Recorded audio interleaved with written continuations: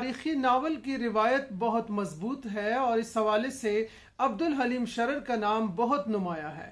अपने 42 नावलों में तकरीबन उन्होंने 28 ऐसे नावल लिखे जिनका मौजू तारीख है। ताहम कुछ मुहक्किकीन और नाक़िदीन का ख्याल है कि उनके तारीखी नावल तारीखी एतबार से मुस्तनद नहीं है और उनमें हक़ाइक़ को मसख़ किया।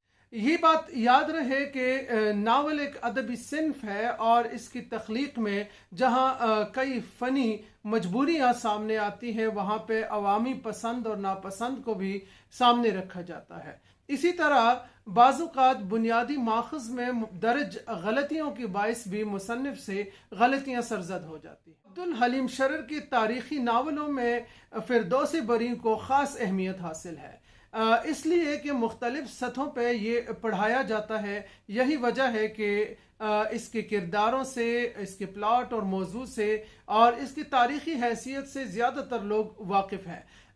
ताहम इस नावल में कुछ तारीखी गलतियां हैं जिसका इहाता बड़े मुहक्किकाना अंदाज में मुमताज़ मंगलोरी ने किया। नावल के आगाज़ में नहर वीरंजान का जिक्र है और कहा जाता है कि किले अलमूत और फ़िरके बातिनिया की खुद साख्ता जन्नत तक ये नहर जाती थी।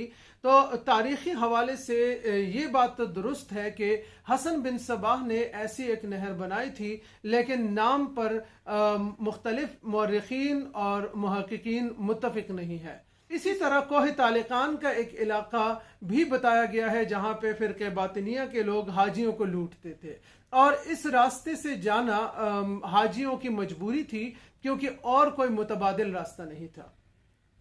तो जहाँ तक हाजियों के लूटने वाली बात है वो दुरुस्त है, ताहम ये कहना गलत है कि हाजियों के पास कोई दूसरा रास्ता नहीं था। अगरचे वो तवील थे लेकिन रास्ते मौजूद थे।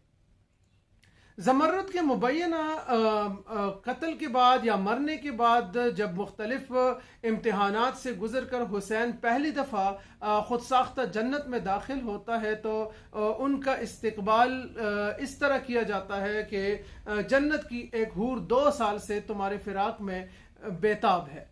जबकि मुमताज़ मंगलोरी ने हिसाब लगाया है कि ज़मर्रुद के मरने से लेके इस तमाम तर मराहिल में जो ज़माना बीता है वो 3 साल 5 माह और 8 दिन का बनता है। इस नावल का आगाज़ मौसम सरमा 651 हिजरी में होता है जो कि रजब का महीना बनता है, जबकि तमाम तर हालात वाक़यात के बाद, तमाम तर मराहिल के बाद जब हुसैन जन्नत में दाखिल होता है तो वो 655 हिजरी का ज़माना है। जबकि तारीख़ी हकीकत यह है कि 654 में ये जन्नत हलाकू खान के हाथों ताराज हो चुकी थी। नावल के दूसरे बाब में ज़मर्रुद का एक ख़त है जिसमें हाफिज़ शिराजी का एक मिसरा दर्ज है।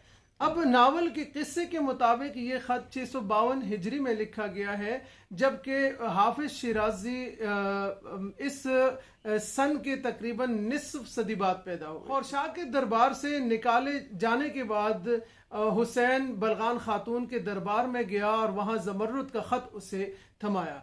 किस्से के मुताबिक ये 656 हिजरी का लिखा हुआ है, जबकि हकीकत में हलाकू खान इससे बहुत पहले ये जन्नत ताराज कर चुका था। मुसल्लमा तारीख बताती है कि खोरशाह अपने वालिद अलाउद्दीन के मरने के बाद 653 में बातनियों का इमाम और फरमारवा बना था, लेकिन नावल में जब ज़मर्रुद परियों के हाथों अगवा होती है और ये किले में पहुंचती हैं तो वहाँ खोरशाह हुकूमत कर रहा होता है, जबकि ये ज़माना उस वक्त नावल के मुताबिक 651 हिजरी का ज़माना है। इसमें भी कोई हकीकत नहीं है कि हलाकू खान ने किसी मुसलमान नौजवान हुसैन या किसी खलीफा के कहने पर इस खुद साख्ता जन्नत पर हमला किया था। इसी तरह बहुत सारी और भी अगलात हैं जिनका जिक्र किया गया है, लेकिन ये याद रखना चाहिए कि अब्दुल हलीम शरर एक तारीख़ी नावल लिख रहे थे, वो कोई तारीख़ मुरतब नहीं कर रहे थे।